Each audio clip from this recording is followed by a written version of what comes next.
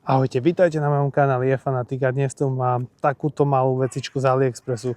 Je to 20 eurový fúkar, ktorý má neskutočný výkon skoro 180 či 200 W a rýchlosť fúkania až 60 metrov za sekundu, čo je asi 180 km za hodinu.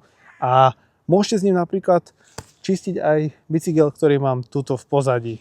Tak poďme sa na to pozrieť.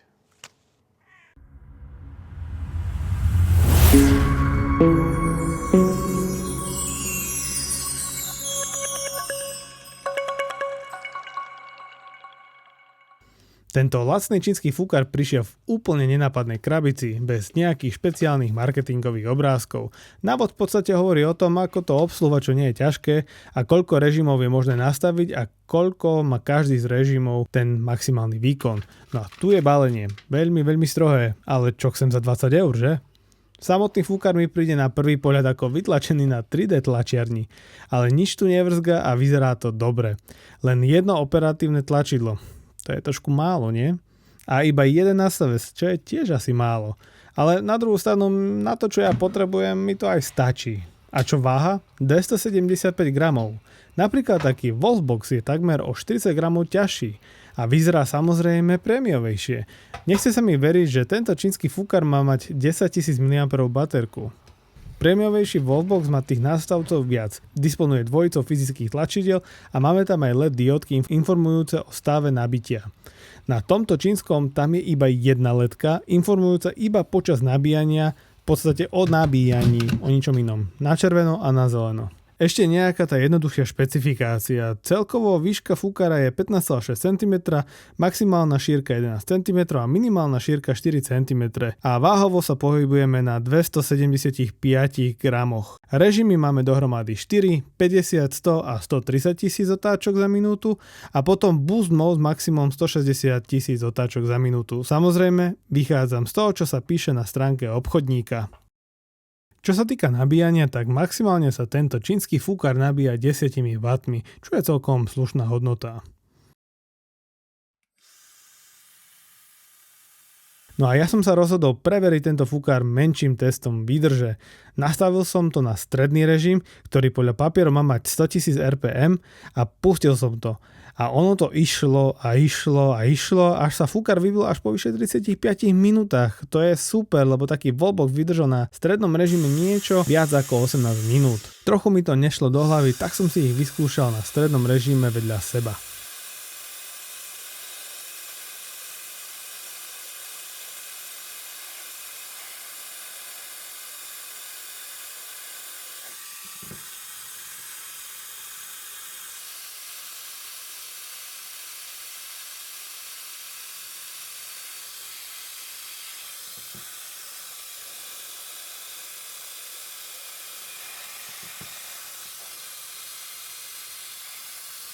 Rozhodne stredný výkon a 80 RPM je výkonnejší tu pri Wolfboxe ako pri tomto no-name čínskom, kde je tu napísaných až 100 000 RPM. Tu by malo byť 80 000, ale tuto ten stredný výkon je rozhodne o niečo málo pomalší, aj keby mal byť výkonnejší. Zajímavé celkom, aj keď povedal by som, že tých 35 minút je perfektný výsledok, ale plný výkon to aj tak človek bude používať tak, že to musí stlačiť a držať.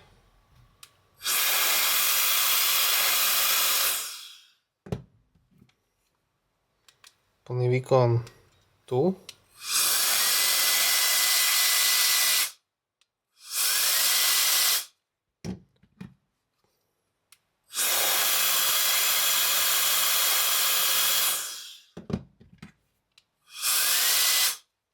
Povedal by som, že ten výkon v špičke, v tom plnom výkone je veľmi podobný pri oboch zariadeniach. Zajímavé. 80 € v zľavách versus 20 €. Myslím, že tieto fúkare sa hodia na veľmi veľa vecí, napríklad na jeseň na vyfúkanie lístia, v zime zase napríklad na čerstvo napadnutý sneh Aj keď v tomto prípade sa hneď topil a bol mokrý a ťažký, no aj napriek tomu to ide výborne dole. Ale my chlapi to môžeme používať ako extrémne rýchly styling. Už to má taký výkon, že to nahradí aj kaderníka. Samozrejme žartujem. Možno. A na čo by sa to ešte dalo využiť? Tento fúkar najlepšie využijete na veci typu vyčistiť prach z klávesnice, z rôznych takýchto počítačov, alebo napríklad ak máte čerstvý prach na bicykli, alebo niečo iné. Čiastočne to môžete použiť napríklad na odpratávanie snehu, keď som potreboval si vyčistiť predné okno na aute a fungovalo to celkom dobre. Ja až nechápem, že toto môže stať iba 20 eur. A sranda je v tom, že tu máme písanú 10 000 mAh baterku a pravdepodobne tu naozaj toľko tej kapacity je, pretože na strednom režime to dokázalo fungovať 35 minút, chápete to? To je neskutočné. No, možno, že jednu výčitku by som tu mal, pretože máme tu iba jednu LED diodu a tá neukazuje, koľko máte baterky, ani v akom výkonnostnom stupni práve ste, čo je trošku škoda podľa mňa, ale keď si to uvedomím, že to stojí 20 eur a ja som si kúpil fúkar od Wolfboxu za 80, mám tam viac toho príslušenstva ako tu mám iba túto jednu vec, ale svojím spôsobom nič iné ja osobne ani nepotrebujem. A toto mi ani nebude vadiť, ak mi to padne na zem a sa to rozbije. Za tých 20 eur to je akože veľmi zaujímavá mašinka. No a ak príde jeseň, tak s tým môžete odpratávať aj listie čerstvo napadnuté, lebo ak to zaschne, ako to mám tu, tak s tým veľa nespravíte.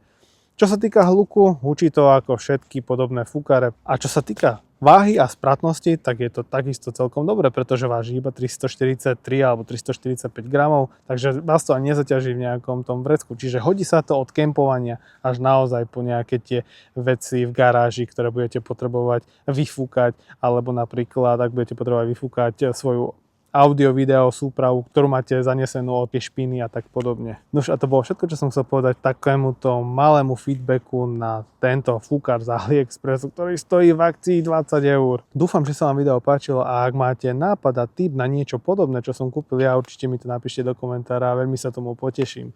Tak majte sa krásne a vidíme sa pri ďalšom videu, nech už to bude čokoľvek.